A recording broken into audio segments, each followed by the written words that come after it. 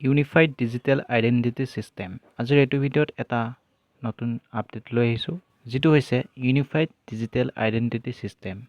বৰ্তমান সময়ত আমি যিকোনো এটা কাম কৰিবলৈ হ'লে গভৰ্ণমেণ্ট জব এপ্লাই কৰাই হওক বা স্কুল কলেজত নাম লগোৱাই হওক, যিহেতু এইসমূহত এডমিশ্যন ল'বলৈ হ'লে আমাৰ ইয়াতে বিভিন্ন ধৰণৰ ডকুমেণ্টছ প্ৰয়োজন হয় আৰু এই ডকুমেণ্টছসমূহো শুদ্ধ হৈ থকাটো বাধ্যতামূলক।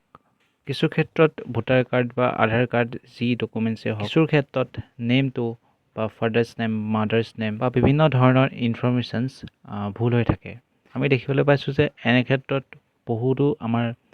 ক্ষেত্ৰত আমি বহুতখিনি সমস্যাৰ সন্মুখীন পৰিবলগীয়া হয় আৰু কিছুৰ ক্ষেত্ৰত আধাৰ কাৰ্ডৰ নিজৰ নামটোও ভুল হৈ থাকে বা পেন কাৰ্ডত নিজৰ নামটোও ভুল হৈ থাকে। এনেকুৱা ক্ষেত্ৰত বিভিন্ন ধৰণৰ পৰ্টেলৰ মাধ্যমেৰে বহুতখিনি আপডেট কৰিবলগীয়া হয়। পেন কাৰ্ডৰ কাৰণে বেলেগ এটা পৰ্টেলত আমি শুদ্ধ কৰিবগৈ লাগিব আৰু আধাৰ কাৰ্ডৰ কাৰণে বেলেগ এটা পৰ্টেলত শুদ্ধ কৰিবগৈ লাগিব।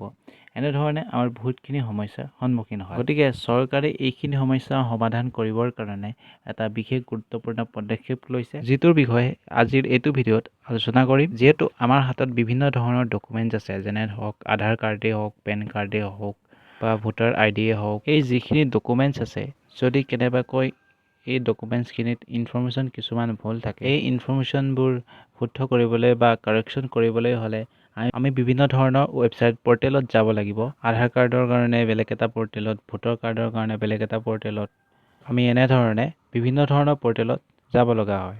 গতিকে এই সমস্যাটো সমাধানৰ কাৰণে এটা বিশেষ পদক্ষেপ হাতত লৈছে, যিটো হৈছে ইউনিফাইড ডিজিটেল আইডেণ্টিটি ছিষ্টেম। এনেধৰণৰ এটা ৱেবছাইট মুকলি কৰিব পাৰে। নামটো তেওঁলোকে কেনেধৰণে ৰাখে, এতিয়ালৈকে কোনো নটিফিকেশ্যন অহা নাই। ইয়াৰ দ্বাৰা যিখিনি সমস্যাৰ সন্মুখীন হৈ আহিছে, সেই সমস্যাখিনি সমাধান কৰা হ'ব। অৰ্থাৎ এই পৰ্টেলৰ যোগেদি সকলোখিনি কাম কৰিব পৰা যাব। সকলো ডকুমেণ্টছৰ কাম এই পৰ্টেলৰ মাধ্যমেৰে কৰোৱা যাব। গতিকে আজিৰ এই আপডেটটো ইমানেই আছিলে।